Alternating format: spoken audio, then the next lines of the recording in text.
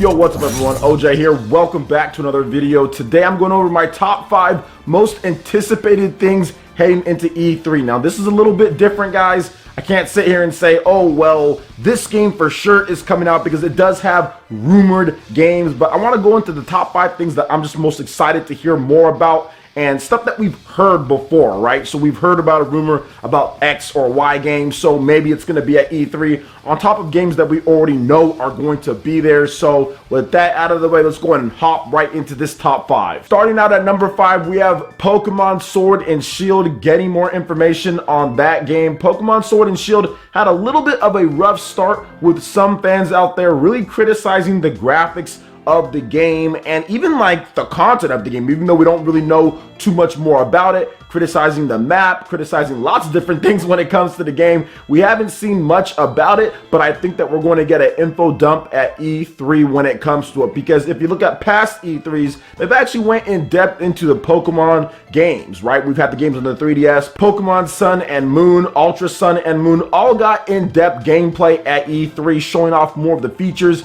and what you can do in the games, even taking a spotlight, I think, in 2017. So I do want to see the Pokemon Company, Nintendo, Game Freak kind of all get together and show off some really cool stuff for Pokemon Sword and Shield. This is the first official real HD Pokemon game from Game Freak, and I think that it's going to be really good on the Nintendo Switch. I just think that we need to see some more of the elements of the game, and maybe they can even show off an updated build of it, kind of just showing off kind of how the game looks better, because we all know that what they show off at first isn't going to be the final look of the game. We've seen that with various other games out there, that they do improve the graphics, especially Nintendo titles. They improve the graphics from when you first see it to when you actually get the game in your hands, and over the course of the game being shown off, it'll look better and better. Xenoblade Chronicles 2 was one of those games to where it did look better in the final release than when they first showed off the game back in January 2017 compared to E3, than compared to when it was finally released. So I think we're going to see maybe not a similar type, but we're going to see something that it is spruced up just a bit, and then we're going to see the Pokemon Company kind of get back at it with the next Pokemon game, getting better and better at their craft on the Nintendo Switch. So I'm actually excited to see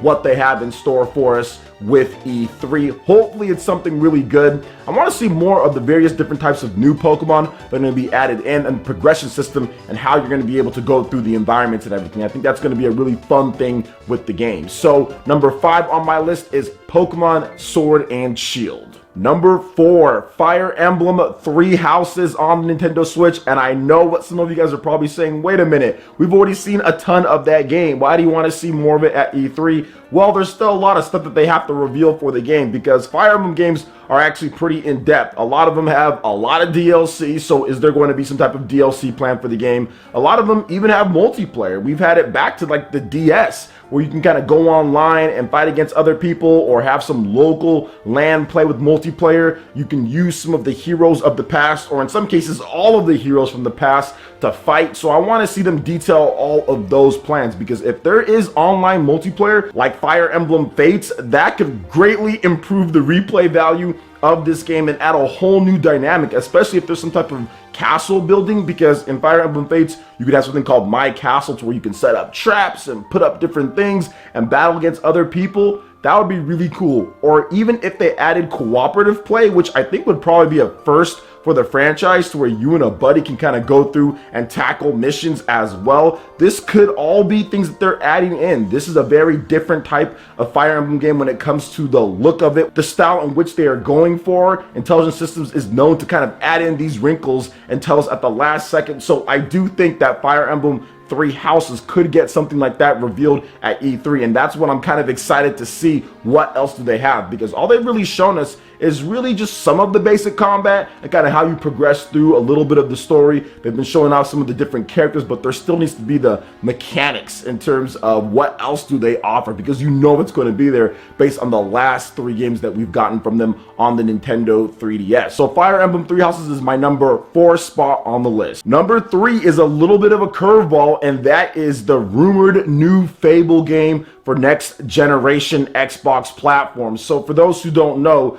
there has been a rumor for a while that the Forza developers are going to be developing a brand new Fable Game, and this is supposed to be like a reboot of the series. For those who don't know, I'm a huge Fable fan. I absolutely love Fable. On the original Xbox, I played Fable 2 on the Xbox 360, and Fable 3, that game is just trash. I hate Fable 3, but Fable 1 and 2 are my jam. I love those games, especially Fable 1. Oh, and Fable Anniversary on the Xbox 360. That game is great too. So if they were able to kind of go back to the roots, but then make it with the graphics and everything that the next Xbox can offer, that would be a home run announcement for me at this year's upcoming E3. So I'm excited to see, if the rumors are true, what's going to be going down. But it seems like a number of different credible websites have reported on there being a brand new Fable game in development from the Forza developers. I think it's Playground Games or something like that. So if they were able to take that pedigree that they have in developing high quality racing games with all the different features and as good as the Forza games are, and kind of put that into a brand new Fable, going back to the roots but adding in extra things and all those mechanics,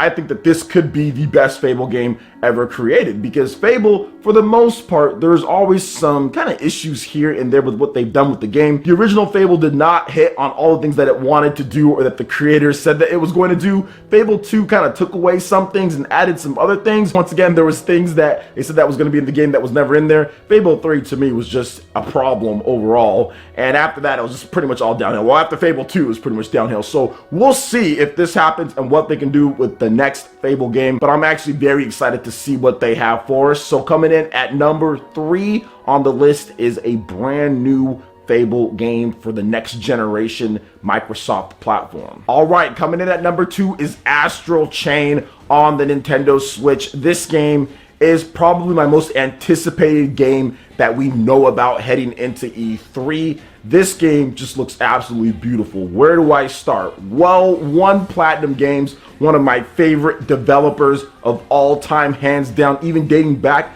to before they were even called Platinum Games, even dating back to before they were even called Clover Studios, all the way. Hideki Kamiya, the creator of Devil May Cry, the creator of Bayonetta, the creator of Beautiful Joe, the creator of the wonderful 101. He is overseeing this brand new project that they're working on, and they have the Nier PlayStation 4 developer working in his first time lead role with this brand new game, and it looks like they're mixing what they've learned from Nier and what they've learned from Bayonetta and kind of putting it into a brand new action IP for the Nintendo Switch. What is there not to like?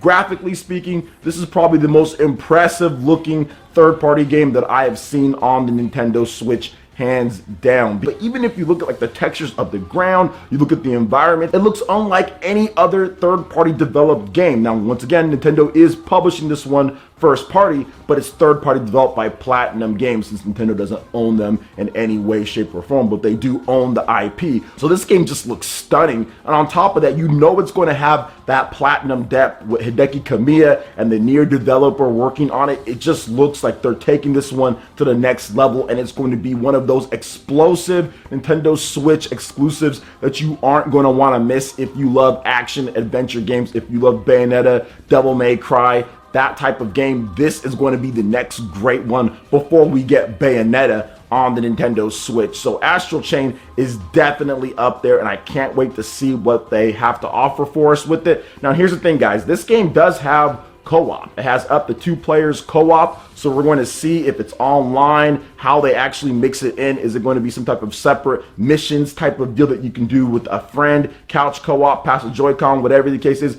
Is it going to be online to where you can play the campaign with somebody else? Can somebody control Legion and then you also control the character, or do you have both of the twins right there, both with your own legions and fighting on screen? There could be all sorts of cool stuff. Or do they do like they did with Bayonetta 2 and actually have an online multiplayer mode to where you can kind of go into arena and fight different monsters from the game and bosses from the game, then transfer whatever you get over to the single player experience? They could do that as well. So who knows what they're going to do? Either way, I'm excited to learn more about Astral Chain, because all we got was that one little trailer and not much other information. Hopefully there is a collector's edition for the West. That would be awesome, because Japan's getting a collector's edition, but we need to see for the West. So I'm excited to hear more about Astral Chain, and it makes it number 2 on my list. All right, number 1, and that is Monolith Soft's brand new project. Guys, we know that Monolith Soft is working on a game. They are working on a game. They've been working on one with the development team 1,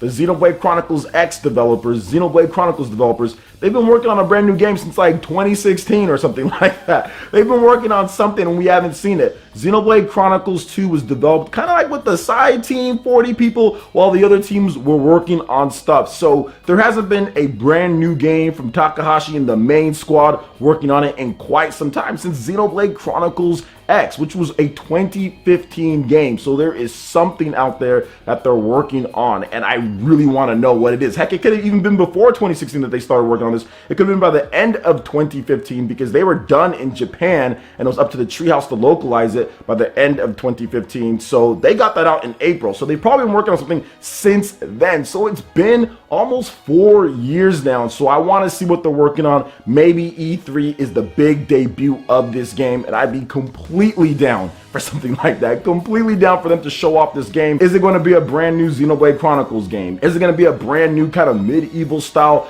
action RPG or turn-based RPG? Who knows what they're going to be doing, but either way, I want to see it at E3. Maybe we don't get it there, maybe we get it at a direct, but I think this might be the time. I talked about this at a previous video with Monolith Soft, that this is their 10th year anniversary of officially showing off Xenoblade Chronicles. Back then it was not called that, it was called Monado, beginning of like the new world or something like that. So for them, this might be special. This might be the time to show off something, the brand new evolution of the next Xeno game. So we'll have to wait and see, but either way, I'm excited for all the different stuff that we talked about. So what did you guys think about my list here, and what are you most excited to see when it comes to E3? Let me know your thoughts in the comment section below. All right, guys, that wraps it up for this video here. Go and check out the links in the description below. We got Facebook and Twitter. Go ahead and give us a like and a follow on our social media. Hit that like button if you did like this video. Let me know you guys want more content like this going forward in the future. And subscribe to PlayerEssence for latest RPG, Japanese, and Nintendo gaming news.